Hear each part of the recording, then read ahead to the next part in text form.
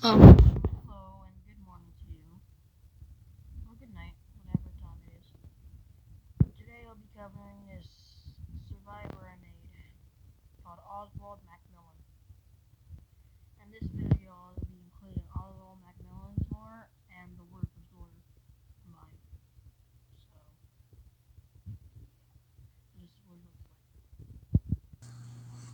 like. Okay, now his perks is when it gets interesting. First perk, Hard Sacrifices. You can click the active ability button while in a chase to hide your scratch marks for 5/15/25 seconds. This perk has a cooldown of 80/70/60 seconds.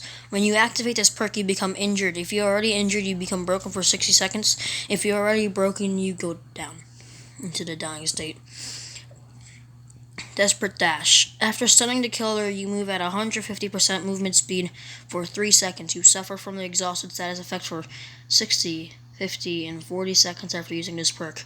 And yes, it does work with Decisive Strike. Next one is Maximum Effort.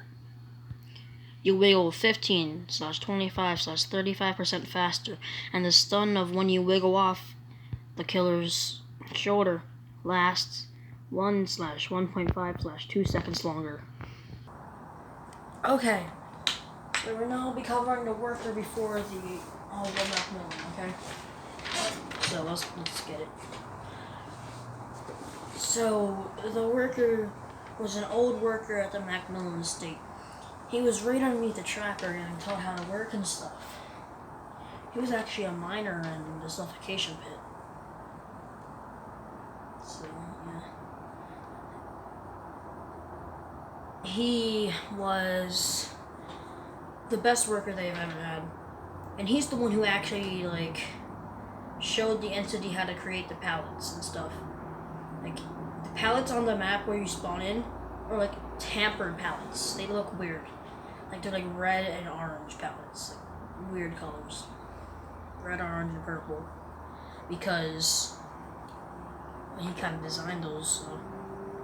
But any other killer in the palace would be normal. So he designs the palace that we brought into the map with him. That's something I did not include. So my bad. And yeah, like I was saying, he was one of the workers for McMillan Estate. He was really trusted. And then one day,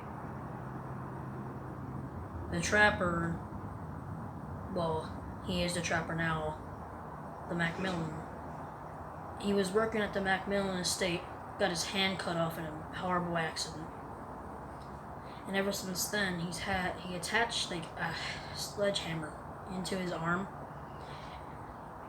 and then he put spikes on it so he could mine still. And then he always wore a protective glove after that, because the reason he lost his arm is because he was in a horrible accident because he forgot to put on his glove. He had to get it amputated. Well, at least not his arm, his hand, but you get what I'm saying. Alright, now I'm going to be covering Oswald McMillan. So he was the younger brother of the trapper, and he never got along with the trapper ever.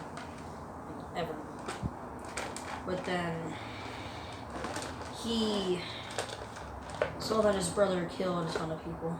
He went insane, and ever since then he's just been wearing a mask to cover his face. No one's ever seen what he looks like. Trust me. You don't want to see what he looks like.